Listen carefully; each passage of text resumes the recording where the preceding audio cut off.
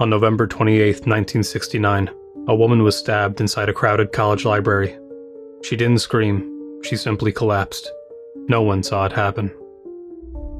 Moments later, a man stepped out from the aisle and called for help. He pointed to where she lay, and then walked away. No one stopped him, and no one could say who he was. What followed was an investigation built on fragments, in a place that should have been safe, where a young woman lost her life in public, and no one realized it had even happened.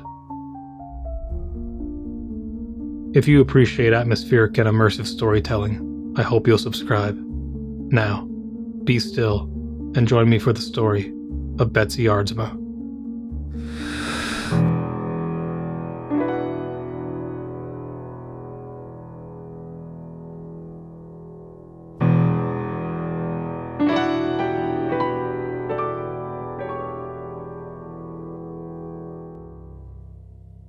The library was quiet that afternoon. Nothing about it felt unusual. Students moved between shelves, pulling books, flipping pages, passing one another without a second thought. It was a kind of space where everything felt routine, safe.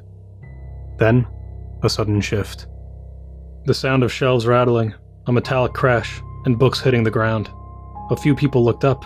A man stepped out from between the shelves and said, "Somebody better help that girl." He didn't shout, didn't panic. He pointed, led them toward her, and then rushed away. Inside the aisle, a young woman lay on the floor, a puddle of urine beneath her, books scattered around her. Someone knelt down and checked for a pulse. It looked like she had fainted, maybe a seizure. CPR began. More people gathered. A librarian, students passing through. No one ran, no one panicked. Just a quiet urgency, people trying to help, without yet understanding what they were looking at. Her name was Betsy Aardsma. She was 22 years old, and had only been at Penn State for 8 weeks. She'd come there with a plan, to build something for herself. At one point, she'd wanted to become a doctor.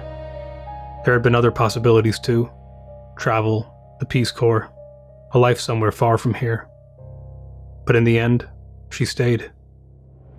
And now, they were placing her on a gurney and carrying her out of the library, past the shelves, past the fallen books, and the students who had barely noticed, still believing this was something she might recover from. It wasn't until later, when doctors began to examine her, that someone noticed the blood. A single wound, small, precise. She hadn't fainted. She had been stabbed. The blade had pierced her heart. By the time anyone understood, it was already over. In the middle of a crowded library, a woman had been murdered.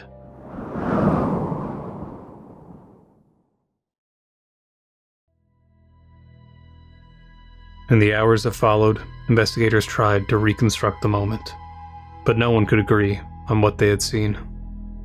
Earlier that afternoon, Betsy Aardsma walked into the library. She was there for an assignment, a paper she needed to finish, something she had done before. Moving through the main floor, past students studying, past tables filled with books and notes, she made her way deeper inside. She entered the stacks, where books are kept on shelves, arranged in narrow aisles, set apart from the main floor. You could be only a few feet from someone and never see them. There were others in the stacks that afternoon, students reading, browsing, moving quietly between aisles. Close enough to hear movement, but not enough to understand it. Some would later remember seeing her, a girl in a red dress, standing between the shelves, a book in her hands, going about her business. She entered the stacks around 4:30. Some remembered seeing her, near a man, standing too close, lingering in the shadows. But no one could say if they spoke. Others thought they had. A quiet exchange just out of reach. Voices blending into the background. Whether there were words or not, no one ever knew. What is known is how quickly it ended. Within minutes of her entering, it was over. Most didn't notice anything at all, until she was already on the floor, What they remembered was the sound. A sharp metallic crash, followed by books falling from the shelves, something heavy hitting the floor. And then, the same man who had called for help was leaving. One witness described him moving away from the aisle, calm, unhurried. But something stood out. He kept one hand close to his side, partially concealed, as he walked. Another account remembered something different. A faster movement, a man pushing through the stacks, head down, leaving quickly. Moments later, he was seen running, out of the library, in the direction of the recreation hall. The details didn't align. The stacks had been full of people, and yet, no one could clearly say what they had seen. Everyone had been close, but no one had the full picture.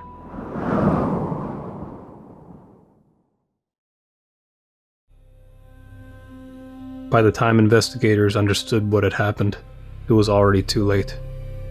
The most important part of the crime had already been lost. Inside the library, the aisle where she had fallen had already begun to return to normal. Books were picked up, shelves straightened. The area where her body had been found was cleaned, not secured, not preserved, erased, before anyone knew it was a crime scene. By the time police arrived, there was no clear perimeter. Students were still moving through the stacks, walking the same aisles.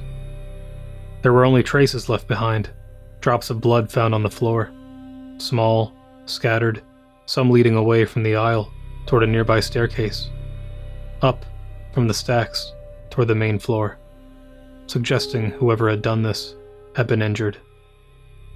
Concealing his injury, he simply walked out, back into the library, into rows of students, pages turning, chairs shifting softly against the floor.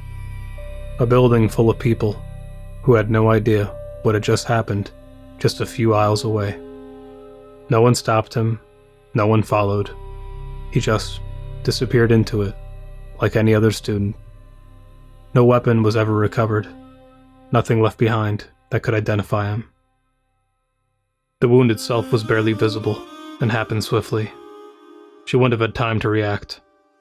There was no blood at the surface. The knife had caused internal bleeding, something that wouldn't have been seen right away. Her clothing concealed the puncture completely. The wound was fatal within minutes, and the immense bleeding in her chest would have made it impossible for her to call out for help. The investigation grew quickly. Dozens of state troopers were brought in from across Pennsylvania. A temporary command center was set up on campus. A reward was offered, $25,000, for any information that could lead to an arrest. And still, they were left with nothing. Roughly 90 people had been inside the building during the time of the incident, some within feet of the aisle, in adjacent rows, without ever seeing anything.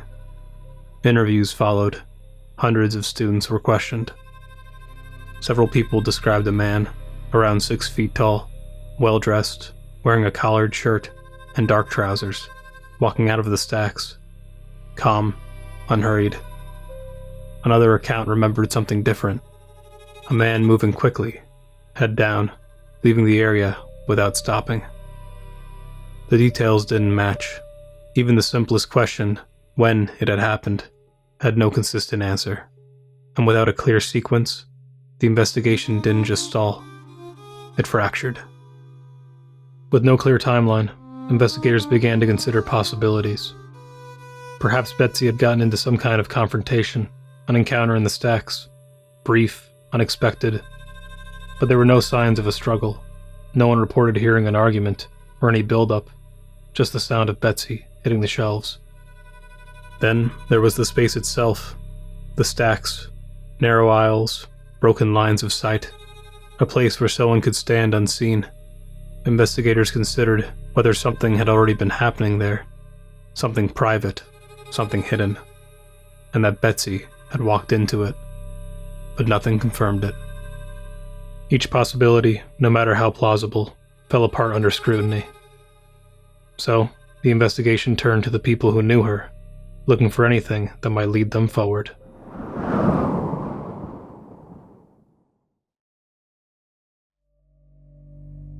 Among the possibilities, one name surfaced early, not from forensic evidence, but from the people closest to her.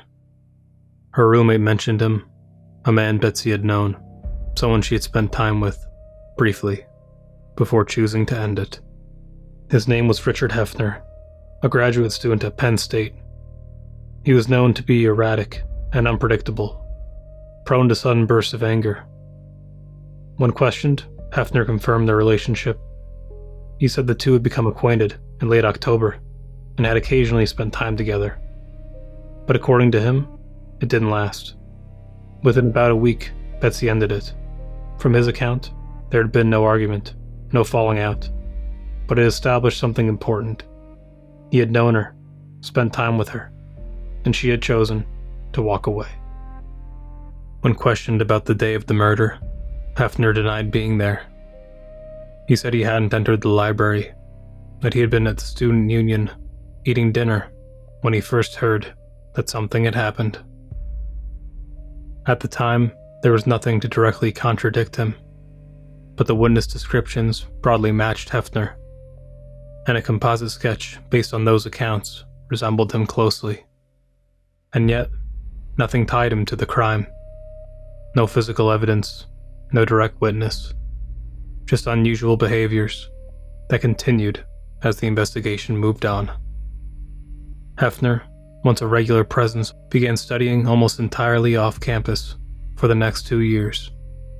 He kept his distance from the library, from the routines he had once been part of. It didn't prove anything, but it was noticed. Years later, Hefner was implicated in another case. In 1975, 2 boys who had worked at his family's rock shop separately accused him of molesting them. The case went to trial, but ended in a hung jury. No conviction. In the years that followed, records related to the case were later expunged, but the accusations remained. There were also later accounts, reported years after the murder, that added to the unease surrounding him. One acquaintance claimed that on the evening of the murder, Hefner had arrived at his home, unannounced, in what was described as a state of panic, saying, before the news had widely spread, that a girl he had dated had been murdered in the library. It was never verified, but it contradicted Hefner's original account. There were even more distant claims. Years later, in 2009, his nephew came forward with something he said he had overheard. A conversation, tense, heated, between Hefner and his mother. It had taken place not long after his 1975 arrest, and during it, she questioned him about the police, about whether they suspected him of killing the girl at Penn State. At one point, she told him, "You killed that girl, and now you're killing me." The nephew would later say, the way it was said, the context around it, felt like more than an accusation, like something already known. But it was secondhand, unverified, and it surfaced decades later. There are suggestions that Hefner was a homosexual, and that his relationship with Betsy may not have been what it appeared to be, that it may have been a way of maintaining appearances, of avoiding questions. For some, that raised the possibility that the relationship ending wasn't as simple as it seemed. There may have been something unresolved beneath it. If he had been the one in that aisle, what drove it was never clear. Whether it was something hidden, something threatened, or something more immediate, a moment of anger, a reaction to being rejected, no single explanation ever held. And when investigators looked back at the crime, it was possible to imagine someone like him in that space. A narrow aisle, a brief interaction, a single movement, and then nothing. But that was as far as it went. His history raised questions, his behavior didn't help, but nothing ever placed him there. No physical evidence ever tied Hefner to the murder. There was only a pattern that seemed to point somewhere, but never quite resolved. He passed away in 2002 from a ruptured aorta that bled into his lungs. a detail that, for some, felt difficult to ignore, because Betsy had died in much the same way. But even that proved nothing. He was never charged, never convicted, and whatever may have been known or suspected ended with him. He remained a possibility, but not an answer.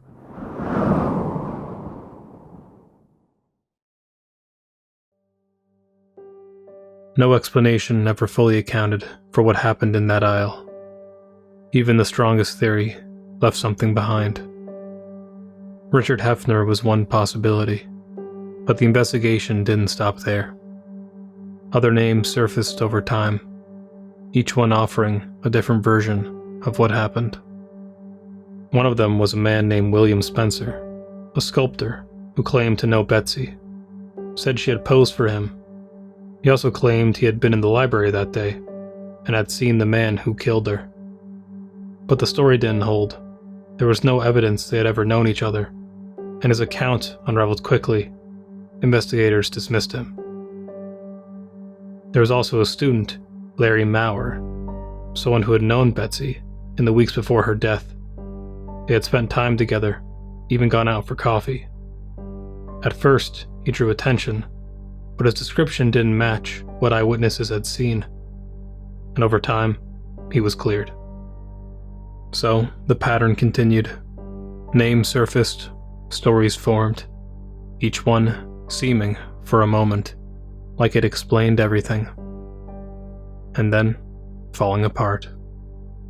Some investigators believed she had known the person who approached her, that the encounter had been face-to-face in an aisle too narrow for someone to pass without turning, meaning whoever approached her did so directly, that she hadn't run, hadn't screamed, because at first there would have been no reason to. Others believed something else entirely, that she had walked into something she wasn't meant to see. An exchange, a meeting.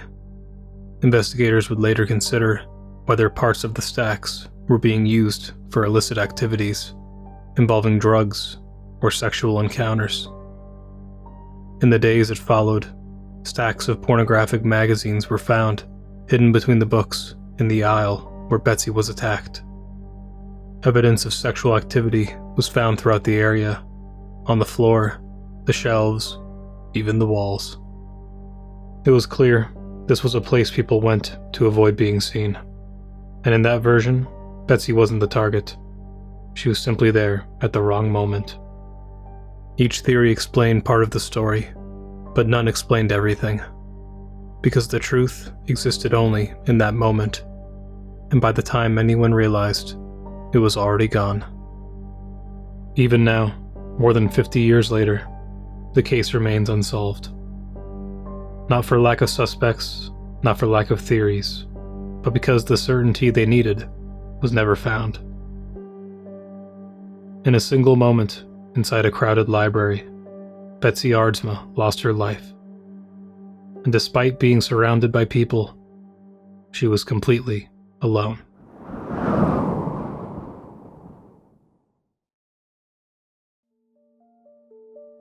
Thank you for spending time with me on the story of Betsy Aardsma. If it left an impression, I hope you'll subscribe for more stories. And if you'd like to support the work, a like and turning on notifications goes a long way. I hope to see you next time. Until then, be still.